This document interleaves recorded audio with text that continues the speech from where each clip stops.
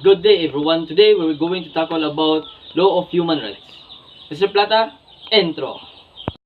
Laws of human rights. Human rights are the basic rights inherent to all human beings from birth until death. These rights include the right to life and liberty, personal security, freedom from torture, freedom from discrimination, and freedom from arbitrary arrest, among others. The laws of human rights. This human rights is mawala ni siya when the person has committed a crime, then nadakpan, then na-convicted siya in the due process. Kani nga rights iyang right to life and right to liberty is malimit kay inside na naman siya inside sa prisoner. Instead, if tagaan siya og mga katong pardon, probation or parole, mabalik ra na nga right sa iya, pero with conditions na. Individual, society, and the state. We have the natural right to life and liberty and our equal dignity. Equal concern and respect for these basic rights should be guaranteed, protected, and upheld by the state. Then the state that has the duty to safeguard and assure the dignity of its people as an individual and as a member of communities and ensure their capacity for self-development. The state should formulate policies, enact laws, and provide mechanisms that are in conformity with universal human rights standards. When a person was convicted after the court trial of these rights are being upheld. So my topic is civil rights. So civil rights detains and prisoners have the right to humane conditions or detentions with adequate food, space, and ventilation, rest and recreation, sanitary and health services, and skills training. They have the right to communicate with the council, family, and friends, and be visited by them. The right to practice their religions, beliefs, and to express themselves shall likewise not be denied.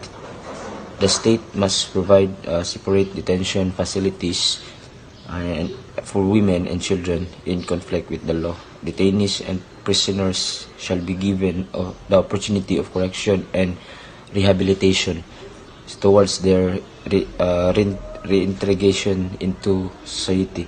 So ang civil rights kay the right of the people. So kung we talk when we talk about civil rights, it's all about the right to vote, the right to in political to run in politics. Then dili na to pwede walaon ang right sa tao even nga na-detain na siya or na siya sa prisuhan.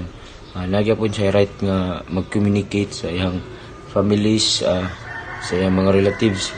Dayon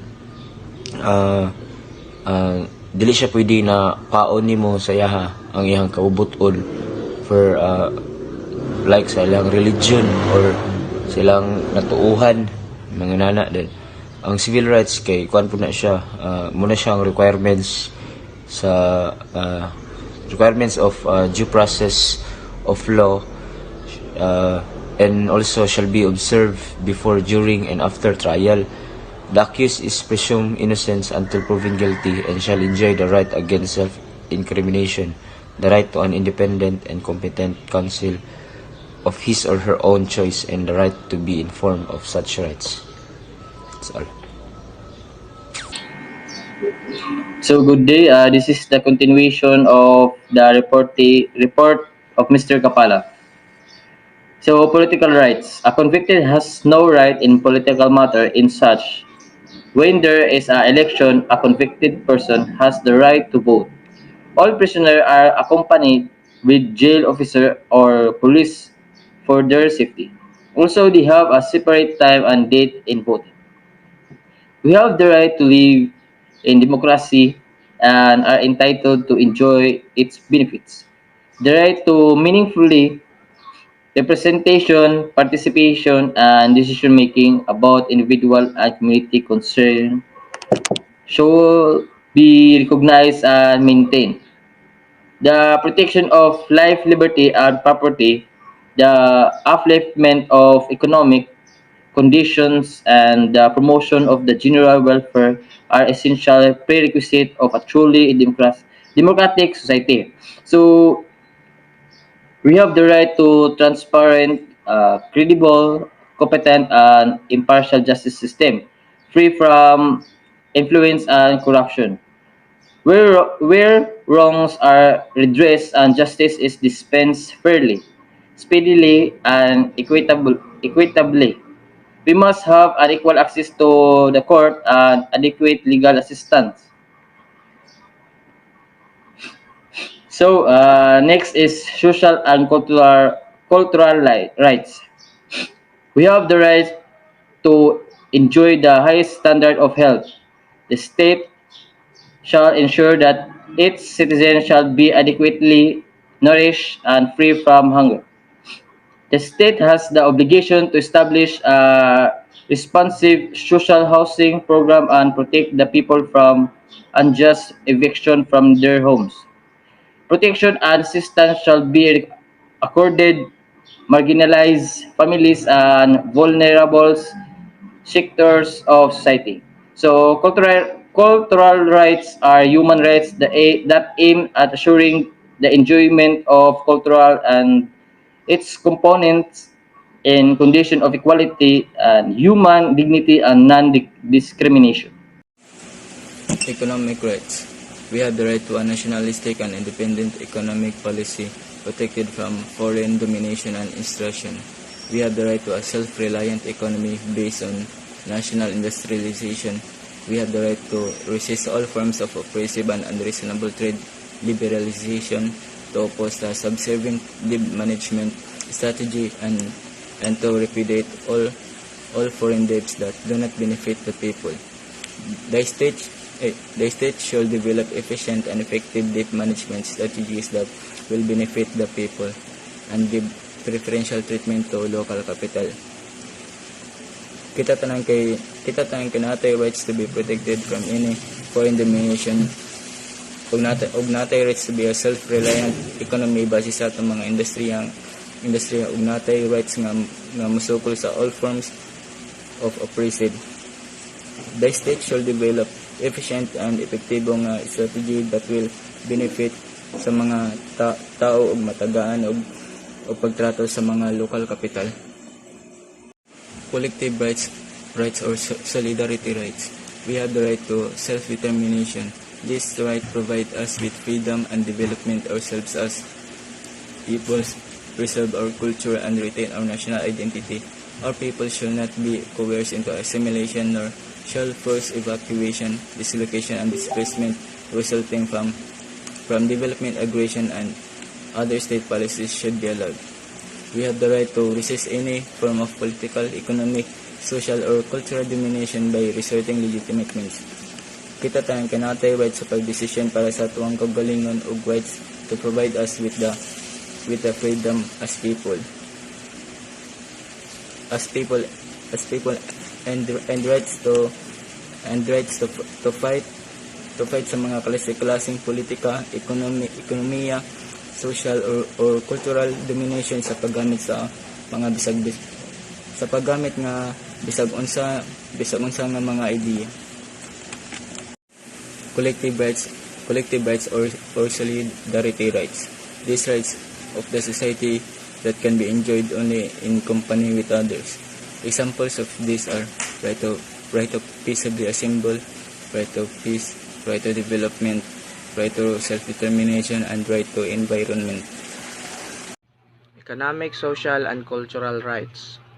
Then the right to work in a safe environment for a fair wage. Even inside the prisoner, a convicted person have the right to work as safe. Then pero ang iyang mga sweldo dili mapaingon sa prisoner. Instead, mapadulong sa iyang family to support his family kung walay laing nagbuhi sa iyang pamilya.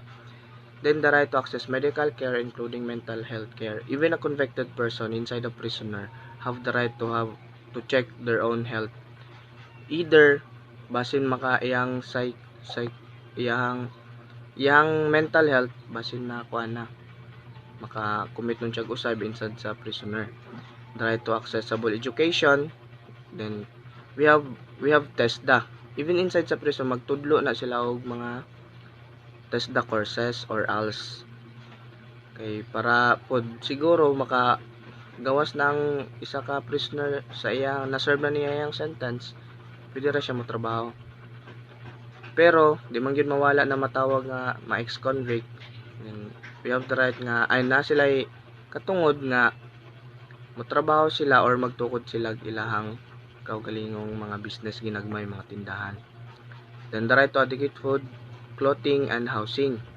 The right to affordable sanitation and clean water. Then the right to take part in cultural life. The right to enjoy the benefits of scientific progress. Even ex-convict na sila or inside the ex-convict sila, nagid sila right nga mo gamit sa mga scientific progress like cellphones ingana. Then the right to social security.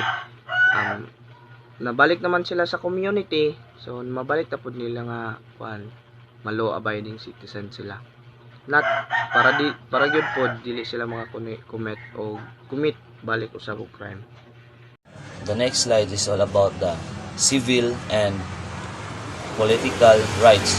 The first one is the right to life. So, the right to life, everyone's rights to life shall be protected by the law. No person shall be deprived of life, liberty, or property. And the second one is all about the right to freedom of expression. So, the freedom of expression is we have the right to express our thoughts, our feelings, or about informations in the other people. We have the right of that. And then the third one is the right of privacy. So if the persons have the right to privacy, we need to hide their identity and their personality. They have the right to privacy. And the right of asylum. The right of asylum is an asylum seeker is a person who has left their country and is seeking protection from persecution and serious human rights or the violations in another country. And then the second one is the right to a fair trial and due process. So in a board, since due process is protected here as the right to be treated fairly, efficiently, and effectively by the administration of justice. The right to due process place limitations and laws and legal proceeding in order to guarantee fundamental fairness of justice. And then the next is the right to freedom of religion. So sa freedom of religion is everyone has the right to freedom of religion, which is we have the many kinds of religion, the Muslims, Christians, Higaunon, and etc. So we have the right to choose our freedom of religion kung ahata padulong religion, kung ahata gikan nga religion. And then the last one is the right to freedom from discrimination. So right to freedom from discrimination is the sex, which is the gender of the people, female, male, or gay. Di ta mo discriminate ana nga mga tao, just like if we saw other people nga na mga tato silang mga lawas, di na to sila discriminate. Mo nang natay right to freedom from discrimination. That's all, guys, on Law of Human Rights. Thank you for listening and God bless.